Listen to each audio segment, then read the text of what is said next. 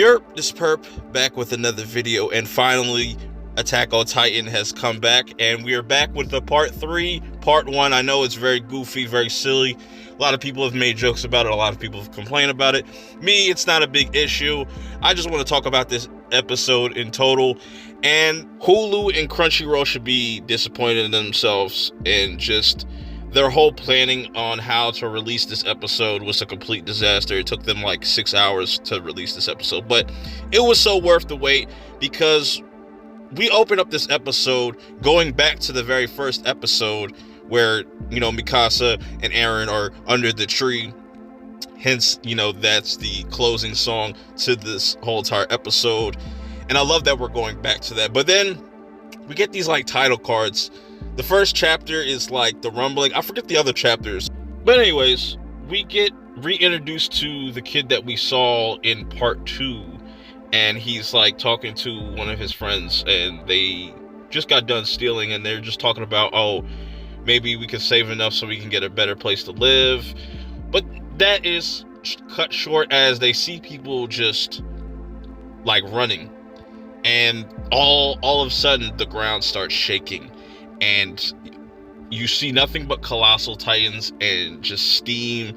And I just love the display of all of this, and just how they depict the rumbling and how devastating it is. Then we get a quick flashback of Eren like kind of thinking about all of this in his head and saying like, I have to do this no matter what. And he's just looking at all these people, and he's feeling remorse even though he knows what he has to do, even to the point where he sees this little kid getting the shit beat out of him, and he knows like, I can't really save him, I'm going to kill him eventually.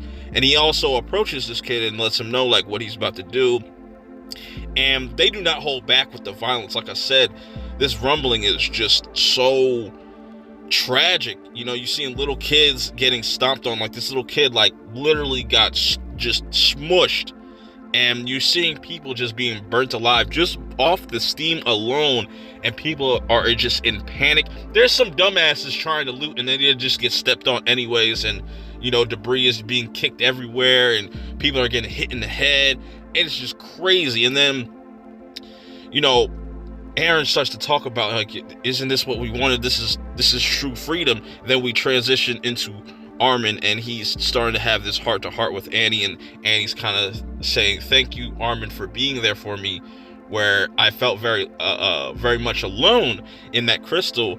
And they kind of start to show their feelings. And then the other side of things, we cut to Falco. He's waking up from his dreams because he's still a fish out of water. And if you inherit a Titan shifter, you also get all of his memories and whatnot, and he's just having he's waking up to all these nightmares.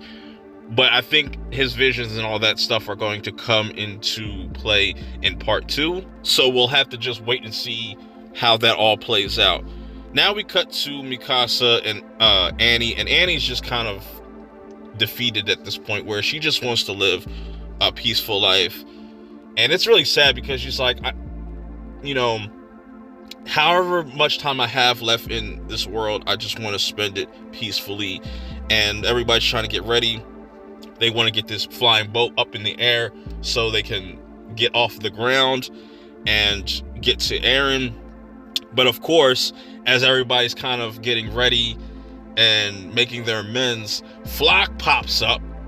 Floch, yes, the person that is so hard to kill apparently, but then, Mikasa finally puts him down, but he doesn't get put down without, doing something in return, which he starts to, when he's shooting at them, he pretty much puts holes in the fuel tank, which now that kind of delays them. They have to really work fast to weld that together, because the rumbling, the Titans are on their way. They're coming down, and they don't got that much time left. So what ends up happening, everybody starts to get ready, and Hanji goes up to Armin and says, look, I'm putting you in charge. You are commander now. Levi is your underling, which I found to be hilarious. And I love that Hanji still has a sense of humor, even though shit is like it's just going really crazy. And I also like that Levi had this really dope moment where he said it. He said it, give your heart. And Hanji replies, like, that's the first time I've seen you say that. And we get this epic scene of Hanji just going out like a complete boss, trying to buy them time so they can fix this ship, and not the ship, but this plane, so they can escape, they can get out of there before they get trampled on.